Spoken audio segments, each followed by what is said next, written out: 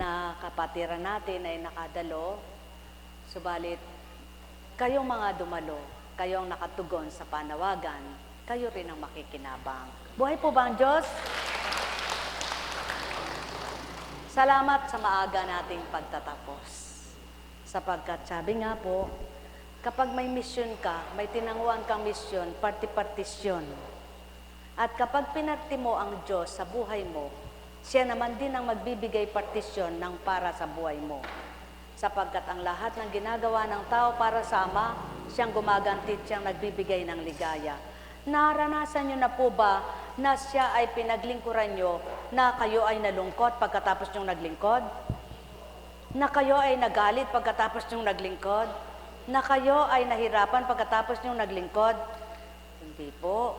Napakasarap paglingkuran. Sapagkat habang pinaglilingkuran mo siya, lalo mo siyang nararamdaman. Habang kinikilala mo siya, lalo mo siyang makikilala. At habang pinakikilala mo siya, lalo niyang pinakikita kung sino siya at ano siya sa buhay mo. Totoo po ba yan? Kaya, ang nagpakilalang anak, ang pinakilalay ama, at ang nakakilala naman sa ama na mga anak na binabaan ng anak, ay tunay na nakadama. Kaya, isa kayo sa mga anak ng ama na nakadama, na patuloy niyo siyang damhin at patuloy kilalanin upang patuloy lumalim ang inyong pananalig at tumatag ang inyong pananampalataya. Sapagkat sa matatag at matibay na pananalig at pananampalataya, doon ka humuhugot ng lakas. Buhay ba ang Diyos? Doon ka humuhugot ng tunay na lakas na hindi kayang ibigay ng kapwa mo, na hindi kayang ihirami sa tao, kundi sa Kanya nagmumula. Kaya nga, mapapalad kayong sa pagtitiwala nyo sa salita ng Ama ay buhay. At ang buhay na pagtitiwala nyo ay sinasabuhay. Sa pagsasabuhay nyo, kayong magpapatotoo, buhay siya, totoo siya, dakila siya. Kaya mapapalad ang mga anak niyang kumikilala, na nakikilala naman siya dahil sa katotohanan na natutunan nila. Walang maglilingkod, walang magsisikap maglingkod kung walang patatatagin, patitibayin ng Ama. Totoong totoo po. Sapagkat kung ang isip at damdamin mo ay ang anak mo lang, ang asawa mo, kapatid at kabuhayan mo, makapaglilingkod ka ba? Kung ang isip at damdamin mo, ang Ama, kinikilala mo, di ba't pinatatatag, pinatitibay niya ang loob mo sa mga gampanin na hindi mo alam at di mo kaya? Kaya mo natatanggap ang mga bagay na hindi mo kayang tanggapin sa unang buhay mo at kaya mo nagagawa dahil sa Kanya. Kaya ang karunungan niya ay iba at ang pagpapala niya ay kaiba. Hindi lamang material, kundi karunungang mababahagi sa iyo kung paano kanya aliwin, pagalakin, pasiyahin, kapayapaan at kagalakan ang dulot niya. Kaya't mapapalad kayo. Sabi nga niya, kayong mga sumusunod sa akin at kinikilala man din ako ang nagsasabuhay ng aral ko. Subalit ang natutunan ng salita ko, subalit din nagsasabuhay ito. Anong tawag? Patay ang pananampalataya. Kaya, anak, napakapalad mo. Kung ako tatanungin po ninyo bilang tao, ano gusto ko? Ang anak ko yumaman sa sanlibutan o ang anak ko'y maging isang lingkod? Sasabihin ko po sa inyo, gusto ko matulad sa akin ng anak ko.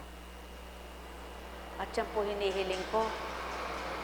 Sapagkat kapag kinilala mo na ang Panginoon, damang-dama mo na siya, di ka na maraming hinahanap at gusto sa buhay. Totoong-totoo po. Kaya kontento ka na, masaya ka na. Hindi mo na sila puno problema na baka pag namatay akong walang pamana sa kanila, kawawa sila. Na kapag namatay ako na hindi pa sila magandang buhay, kawawa sila. Hindi po.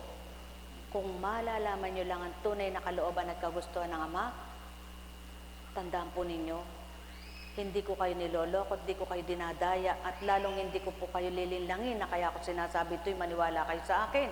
Para ano po't paniniwalain ko kayo sa mali at hindi tama. Sinong mahirapan, sinong magdudus at parurusahan, di po ba't ako rin?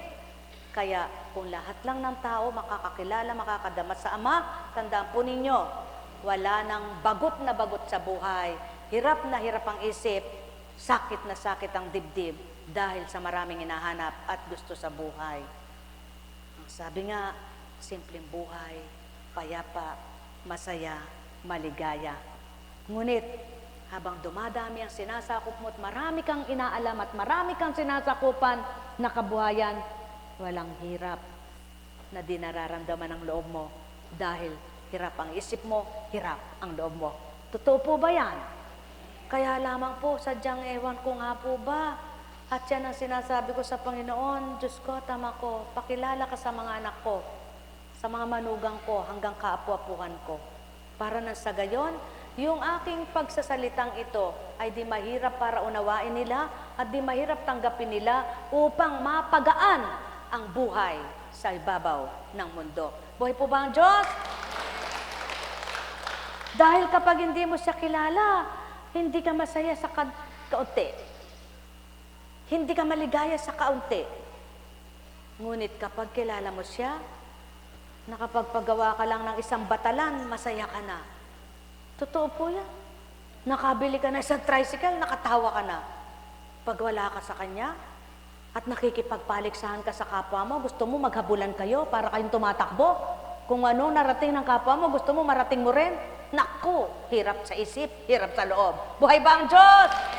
Totoo po yan. Hindi po ako nagsisinungaling sa inyo. Kung maunawaan nyo lang, pag nakita mo yung kapwa mo, nagpagawa ng bahay, ikaw rin gusto mo magpagawa ng bahay, wala ka pang pera, naku, kagalit-galit ang isip mo, galit na galit ang loob mo. Sinasabi mo, pares lang naman kami, bakit hindi pa ako nakakapagpagawa ng bahay? Ba't siya nagpapagawa na pagka nasa Panginoon ka na?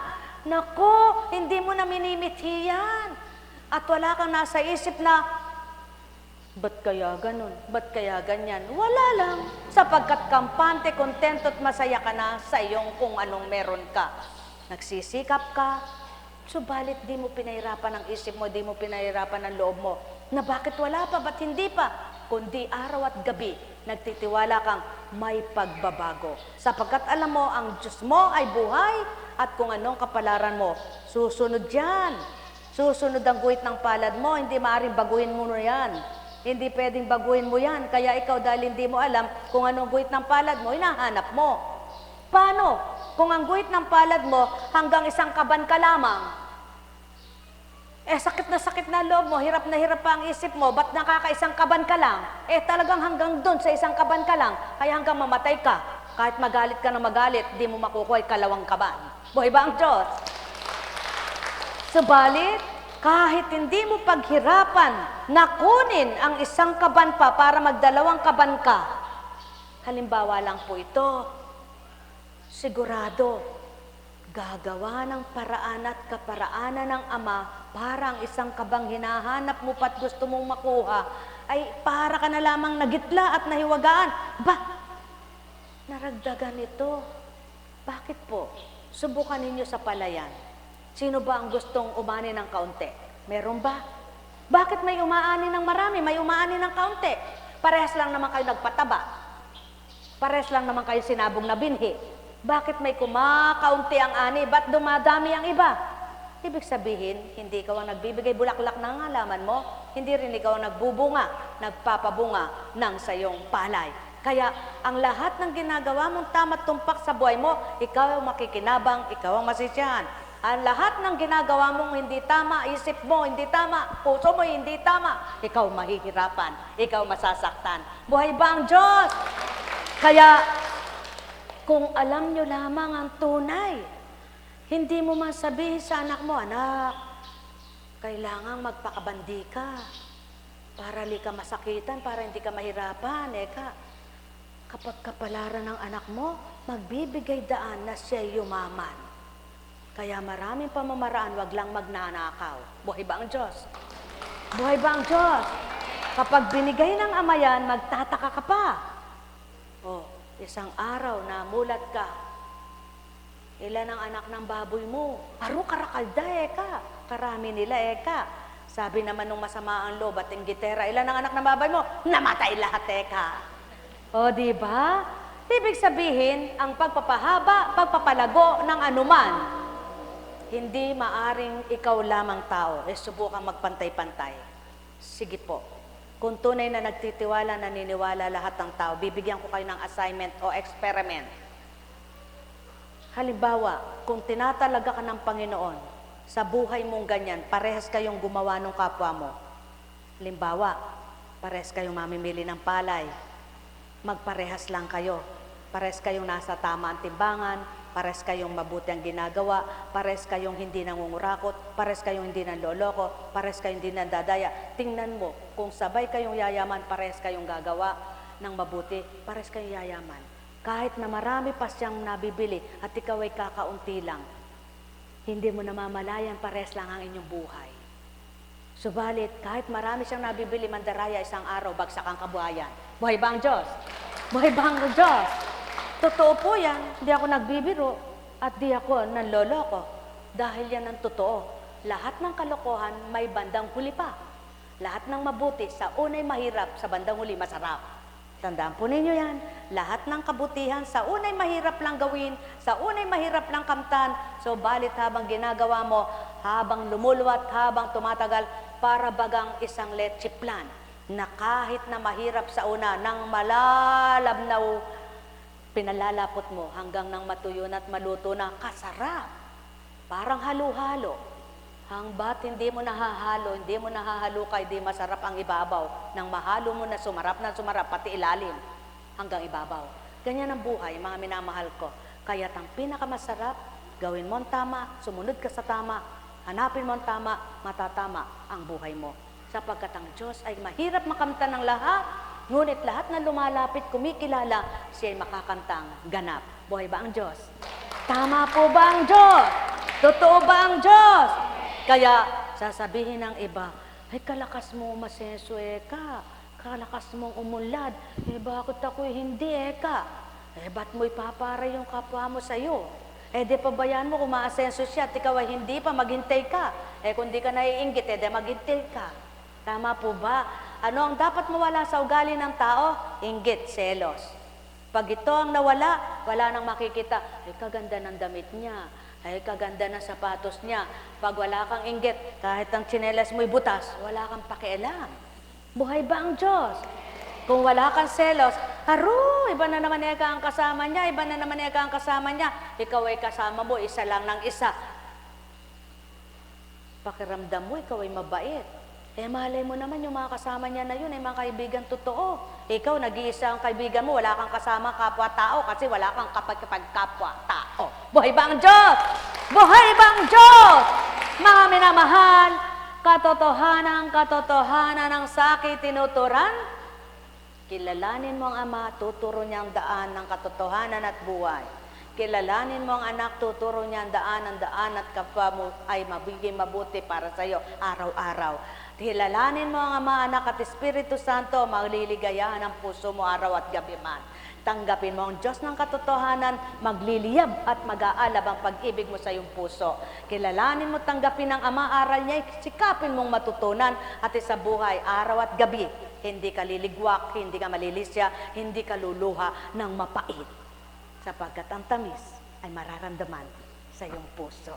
Buhay ba ang Diyos?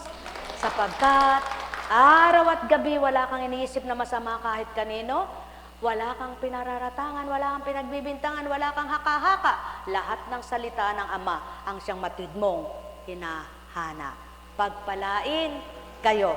Buhay ba ang Diyos? Totoo ba ang Diyos? Kapatirang Divine Mercy, masaya ba kayo? Maligaya ba kayo? Kaya mahirap daw ang magpakabuti kapag hindi mo pa gusto. Ngunit napakadaling magpakabuti kapag sa puso mo nagmula ito. Tandaan ninyo, walang mahirap lumapit sa Ama. Ang mahirap, ang tao ayaw lumapit sa Kanya.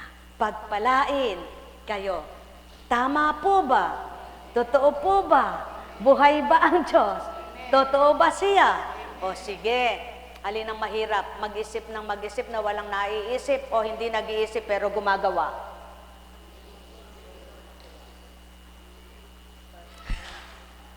Kaya pangkaraniwan, pag-isip ka ng isip, kung di ka nagagalit, sigurado mababaliw ka. Kung di ka nabaliw, sigurado mamamatay ka sa kakaisip mong walang kwenta. Subukan mong gawin araw-gabi yan. Pag hindi isang linggo, baliw na baliw ka na. Buhay pa ang Diyos. At subukan mo namang sa Diyos Ama ka. Kilalanin mo siya, hanapin mo siya, tanggapin mo siya. Kahit wala kang pera, nakakatawa ka sa bulsa. Pero may kusing ka naman at barya, masaya ka na. Tingnan niyo po ang Panginoon kung paano. Sabi niya, sa pamamagitan ng kanyang espiritu, kusing-kusing, kumakalatsing, pag natipon sa lapire. Kaya magtiis sa kakaunti hanggang matipon, malikom mo, na hindi mo namamalayan, nabubuo na ang grasya sa iyo at napapalitan na ng buo ang pera mo. Buhay ba ang Diyos? Buhay ba ang Diyos? Opo. Kaya magtiis ka muna sa karampot, kaunti, kakaunti. Hanggang sa hindi mo namamalayan, ang kaunti na parami, ang karampot, napalago.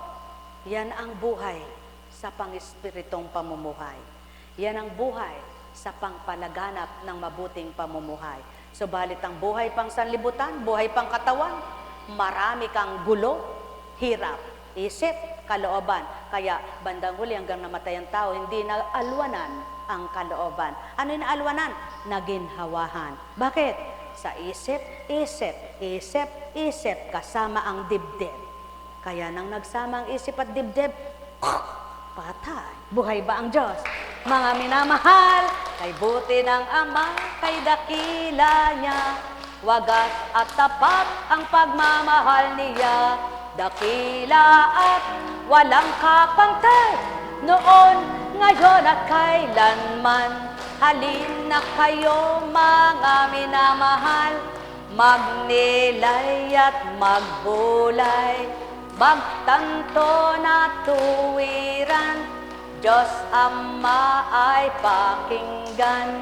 Ituturok niyang mainam, ugaling tumpak at tama iyan. Sa isip mo'y walang maglalaro ng ano-ano mang masama, kundi lahat ng itatala niya, yaong pawang mabubuti pawa.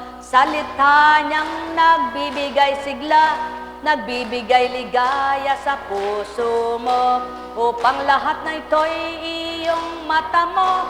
Isipin mo'y Diyos Ama, Diyos Anak at Espiritu, maging marapat ka sa pananaw niya, at ika'y liligaya, anak niya. Ang may pandinig ay nakarinig. Mahirap talagang mag-isip. Napakahirap mag-isip, lalong wala kang isip. Tama po ba? Eh, ba't ka ginawa mo akong abnormal po, kunching? Hindi. Lahat ng tao may isip, yung mga nag-iisip, kahit nga yung abnormal, may pandama, di ba? Eh, ikaw pa kayang normal na hindi magkaroon ng pandama. Subalit, ano po ba yung sinasabing nag-iisip, wala namang isip? Yung po bang halimbawa? Teka lang, makaupo. Isip ka ng isip kung saan ka kukuha ng pera, wala ka namang maisip kung saan nga kukuha. Eh, di hanapin mo ang Diyos para makakita ka ng pera. Buhay po ba ang Diyos? Oh, isip ka ng isip kung paano magbabago si ganyan, si ganun, si ganyan. Eh, ikaw naman hindi nagbabago. Kung napala ng pag-isip mo, magbago ka muna para makitang magbago yung gusto mong magbago. Buhay ba ang Diyos? Tama po ba? Sapagkat, sabi nga, saan po ba nagmumula ang paru-paro? Eh, saan po ba nagmula mariposa? Po. Eh, lahat naman po nagmumula muna sa maliit, di po ba? Hanggang sa lumakit gumanda. Tama po ba? Kaya kung liliit kayo sa pananaw nyo sa inyong sarili, huwag nyong gawing maliit kayo sa pananaw ng Ama. Kundi siya'y laging pananaw sa inyo'y mabutit maganda. Kaya umaasa siyang kayong lahat na anak niya ay magbago para sa Kanya. Buhay ba ang Diyos? Tapat po ba ang Diyos? Kaya mapapalad kayong nagmamahal sa kapwa nyo, marunong umunawa, magbigay, magparaya. Habang ginagawa nyo ito, kayong nasisiyahan pawa, at habang nakakatulong kayo at gumagawa ng mabuti sa kapwa, tandaan ninyo, para lamang yan balong na habang malalim lumilinaw at ikay sumalo, masarap tikman. Buhay ba ang Diyos? Kaya sa bawat araw, sikapin niyong lahat kayo ay maunawaan ninyo ang kalooban ng Ama. Wala mang banal, wala mang matwid. Subalit kapag pinadama ng Ama, kay sarap sa piling niya, mararamdaman nyo, masarap nga palang magmahal siya. Sapagkat Diyos ng katotohanan, siya ay Diyos ng buhay. Ang salita niya nagbibigay buhay at ang salita niya ay nagpapalawak ng kaisipan. Nagbubukas pang unawa, nagpapatibay ng kalooban at nagbibigay sigla at alab ng buhay. Kaya't sa inyong lahat, kilalanin niyo ang Ama at makikilala niyo ang salita niya. Kilalanin niyo ang anak at makikilala niyo ang Espiritu niya. Pag nakilala niyo ang anak at Ama, mararamdaman niyo ang Diyos, Espiritu sa buhay niyo. Hingang malalim. Hingang malalim. Ang taong mabuti, walang iniisip na masama sa kapwa-tao niya. Ang taong mabuti, walang haka-hakang kung ano-anong masama sa isipan niya. Ang taong matwid, kapag nabaluktot, mahirap iunat. Subalit ang baluktot, kapag inunat, masarap. Magmahal, magbigay, at magparaya. Kaya mapapalad kayong baluktot sa una, at nang matuwid niyong kilalanin ng Ama, nang madaman niyo siya'y nakalimot kayo sa lahat ng inyong daladala. Subalit kung kayo'y mabuti magpapakasama, wala na kayong pag-asa. Bakit po? Nasa mabuti ka na, hambing ka sa nasa kama, pumunta ka sa putik. Paano ka hindi makakarumin yan? At paano hindi ka mababahuan yan? Nasa putik ka, nahon ka ng Ama, nilagay ka sa patag, nilagay ka sa maganda, kay ramdam. Ibig sabihin, habang hinahango ka ng Ama, habang kinikilala mo siya, habang matwid mong tinatanggap siya, napapabuti kang anak niya. Kaya kayong nasa mabuti na, patuloy magpakabuti at mithiing higit pang kabutihan ng kantinyo. Kayo namang hindi pa makaunawa, mithiing kayong makaunawa, tumanggap kayong ganap, amang dakila para sa lahat. Pagpalain kayo. Tingko pong kutang, mayroon kayong itatanong. Ala kayong tanong. Salamat mga chapter ng San Agustin, chapter ng Santo Niño, chapter ng Duyong, chapter ng Baliwag, kahit ilan, mga caps, choir, ay titim na isa at saka mga alagad. Kalantipe, San Agustin, Kalantipe, Duyong, Baliwag, Matantubig, Aron Mesa, Nabotas, wala, Buena, Buena, mga naiwan, bahala kayo. Kaya, ang naghihintay, inaabutan, at ang naabutan, may nakakamtan. Alam kong may, ano ba ka naman, candy lang yung tinapay. Magagawa ang Ama. Alam kong may magagawa ang Ama. Pagkat winika niya, manalig ka na. Bawat araw, ako sa inyo naghihintay. Alam kong diringgin kayo ng Ama. May humahabol. Alam kong may pagdating nila wala na, tapos na. Magagawa ang Ama. Pagkat winika niya, manalig ka na. Bawat araw, ako sa inyo may nakalaan. mayroong magandang mangyayari sa inyo. Parte-parte, aking mga minamahal. Mayroong magandang mangyayari sa inyo. Manalig, umangkin at tanggapin. Alam kong magagawa ang Ama. Alam kong may magagawa ang Ama. Pagka winika niya, manalig ka na. Bawat araw ako sa inyo may nakalaan. Mayroong magandang mangyayari sa inyo. Aking mga minamahal. Mayroong magandang mangyayari sa inyo. Manalig, umangkin at tanggapin. Alam kong may magagawa ang Ama. Lagi niyo pong tatandaan, may magagawa ang Ama. Kung hindi nga po sa salitang iyon, talagang tibag na tibag ka na, bilang mahina pa at walang alam.